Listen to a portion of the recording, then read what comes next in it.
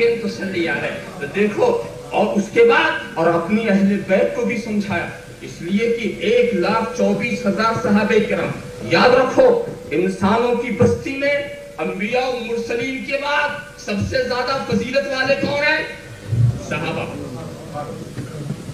असहाबे किराम सबसे ज्यादा फजीलत वाले हैं अंबिया और मुरसलीन के बाद। सबसे ज्यादा अफजल कौन? आप ख्याल करते चले जाओ। और इन सहाबा में सबसे ज्यादा फजीलत वाले कौन? असहाबे बैअते रिज़वान।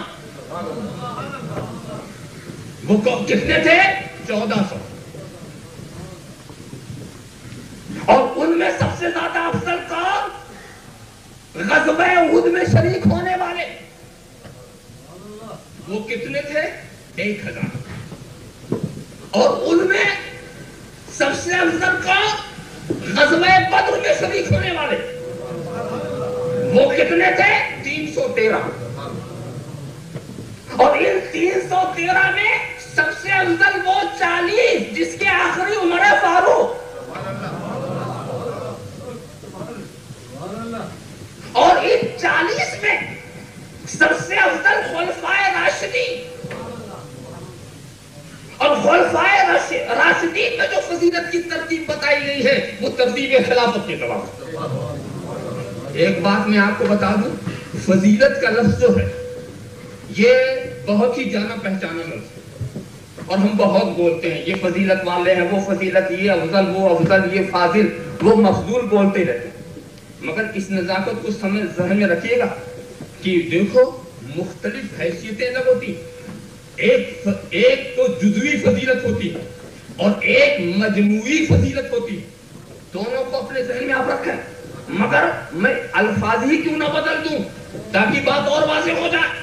एक चीज है फजीलत और एक चीज है अजमत और एक चीज है करामत और एक चीज है शराफत। अल्फाज हम हर जगह एक दूसरे के लिए बोल देते हैं मगर हकीकत के लिहाज से हर लफ्ज अलग अलग माना रखता है। फजीलत कैसे हासिल होती है? इल्म और अमल से फजीलत हासिल होती है। फजीलत हासिल होती है इल्म और अमल से और अजमत हासिल होती है निस्बत से। अजमत हासिल होती है किसी अजीम की निस्बत से और करामत हासिल होती है खुदा के हुक्म से, अल्लाह की करम नवाजी से ये करामत हासिल होती है। और शराफत हासिल होती है नसब से। शराफत हासिल होती है नसब से। तो हो सकता है कि इल्म और अमल के लिहाज से कोई फजीलत रखता हो मगर शराफत वाली बात जो आती है उसका ताल्लुक नसब है।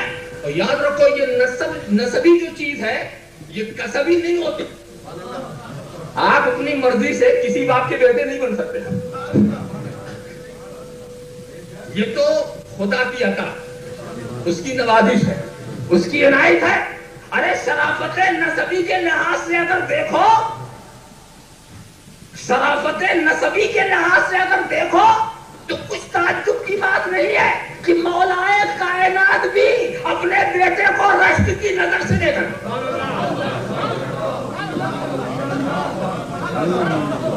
इसलिए कि मौलाए कायनात के पास न हुसैन की माँ की तरह माँ है, न हुसैन के बाप की तरह बाप है, न हुसैन के नाना की तरह नाना है, न हुसैन की नानी की तरह नानी।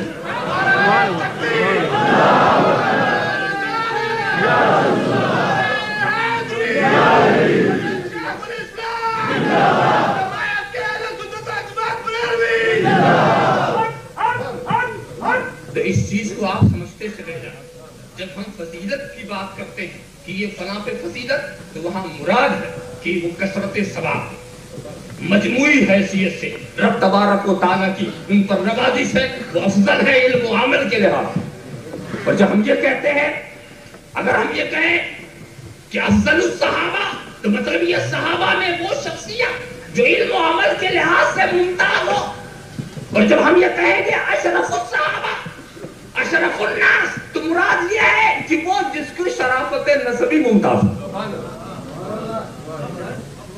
तो इस चीज को आपने समझा। तो सरकार ने सभी को समझाया, صحابہ کو مجموعی حیثیت سے سمجھا کر کے یہ بھی بتایا ما انا علیہ واصحابی، جو میری روش پر اور میرے صحابہ کی روش پر ہے وہی اہل سنت والجماعت ہے۔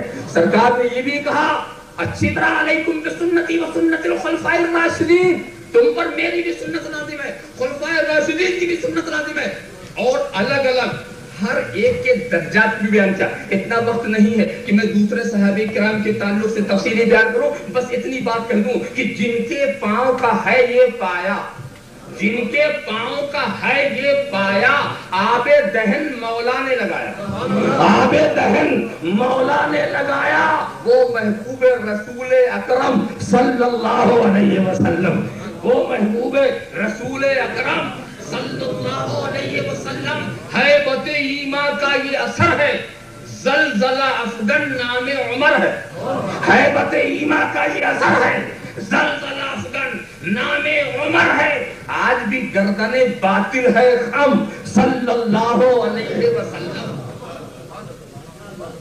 دولت ایمان سے جو دھنی ہے، دولت ایمان سے جو دھنی ہے، سیدنا عثمان غنی ہے، نور کے دو دریا کے سنگم صلی اللہ علیہ وسلم۔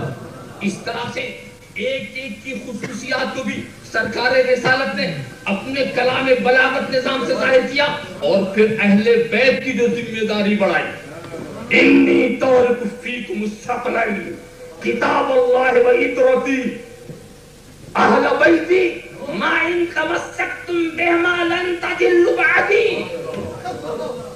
وَإِنَّهُمَا لَن يَفْتَرِقَا حَتَّى يَرِدَ عَلَيَّ الْحَوْضِ يَوْمَ الْقِيَامَةِ۔ کیا یہ تو ایک مجموعی بات ہے نا، ایک مجموعی بات ہے، اور مجموعی بات یہ بھی کہی سرکار نے کہ مثل اہل بیتی کمثل سفینۃ نوح من رکبها نجا ومن تخلف عنها غرق۔ ذرا سا دیکھو میرے اہل بیت کی مثال حضرت نوح کی کشتی کی طرح، جو بیٹھا نجات پا گیا اور جو ہٹا نکلا وہ غرق ہو گیا۔ دیکھیں یہ تو مجموعی تعریف، اہل بیت کا ہر فرد اس کا وستار ہے، اور اس کے بعد پھر آپ لوگ بھی سوچیں گے کہ ہر فرد کی اتنی تعریف، اب خصوصی طور پر سرکار عربی متوجہ ہو رہے ہیں ایک ایک کو الگ الگ کر کے۔ یہ مت سمجھو کہ میں جس کی تعریف کر رہا ہوں وہ تعریف کے لائق نہیں ہے، میں جس کو ہادی بنا رہا ہوں وہ ہادی کے لائق نہیں۔ اچھی طرح سنو، حضرت علی کو خطاب کیا، یا علی انت سید العرب، اے علی تو عرب کا سردار ہے۔ حضرت فاطمہ کے لیے سید النساء العالمین، سارے عالمین کی عورت کی سردار۔ حضرت حسنین کے لیے سیدہ شباب اہل الجنہ، جنتی جوانوں کے سردار۔ اور اپنے لیے کیا کہا تھا، انا سید اولاد آدم، میں سارے اولاد آدم کا سردار۔ معلوم ہوا کہ ان کے گھر میں سرداری ہی پیدا ہوتی ہے۔ اللہم صلی علی سیدنا مولانا محمد وعلی سیدنا مولانا محمد کما تحب و ترضى۔ اب اس سے معلوم ہوا سرکار نے تو سردار بنا دیا، امت کا سردار بنا دیا، جوانوں کا سردار بنا دیا، سلطان بنا دیا، شہنشاہ بنا دیا، بادشاہ بنا دیا۔ اب شبہ نہ کرنا کہ کربلے میں سرداری کے لیے گئے تھے، سلطانی کے لیے، وہ تو نانا نے دے ہی دیا تھا، وہ تو نانا نے دے ہی دیا تھا۔ صلی اللہ سیدنا مولانا محمد وعلی سیدنا مولانا محمد کما تحب و ترضى ان تصلی علیہ۔ اور میں ایک بات سوچتا ہوں کہ حدیث کے الفاظ بھی کہ الحسن والحسین سیدہ شباب اہل الجنہ، جنتیوں کے سردار ہیں، یہ نہیں کہ ہوں گے۔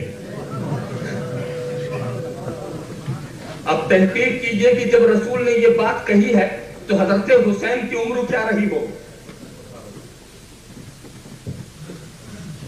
اس لیے کہ سرکار جب پردہ فرماتے ہیں تو بڑے صاحبزادے کی عمر 5 سال، اب حضرت حسین ان سے چھوٹے۔ اب یہ میں نہیں کہہ سکتا جب یہ کلام کہا ہوگا تب کتنے رہوں گے، اس کی تفصیل نہیں ہے کہ وہ 2 سال کے تھے کہ 3 سال کے تھے، یہ نہیں بتا سکتا میں، مگر بہرحال 5 سال سے زیادہ نہیں تھے۔ اور اسی وقت رسول نے سند دے دی سرداری کی کہ یہ سردار ہو چکے، اب ان کو سردار بنانے کے لیے ووٹنگ کی ضرورت نہیں ہے، ان کی امامت کو منوانے کے لیے اور کسی کے آگے ہاتھ پھیلانے کی ضرورت نہیں، یہ سردار ہو چکے۔ تو میں سوچنے لگا جب چھوٹی چھوٹی ہتھیلیاں تھی، جب بھی سرداری مل گئی، جب ہتھیلیاں بڑی ہوئی ہوں گی، جب قد اور ذرا اونچا ہوا ہوگا تو سرداری کا دائرہ بھی کتنا وسیع ہوا ہوگا. ذرا صاحب خیال کرو. اور اس کے بعد جنتی جوانوں کا سردار، بڑی اچھی تعویل مجھے لگی ہے توجہ بعض عالموں کی. جنتی جوانوں کے سردار، معلوم یہ ہوا کہ جنتی جوانوں کو پہچاننا ہے تو یہی پہچان لو کہ حسین کو اپنا سردار کون مانتا. حسین کو اپنا سردار کون مانتا ہے؟ جو مانے سمجھ لو وہی جنتی ہے، اور نہ مانے تو سمجھ لو وہ اپنا فیصلہ یہی کر رہا ہے. اللہم صلی علی سیدنا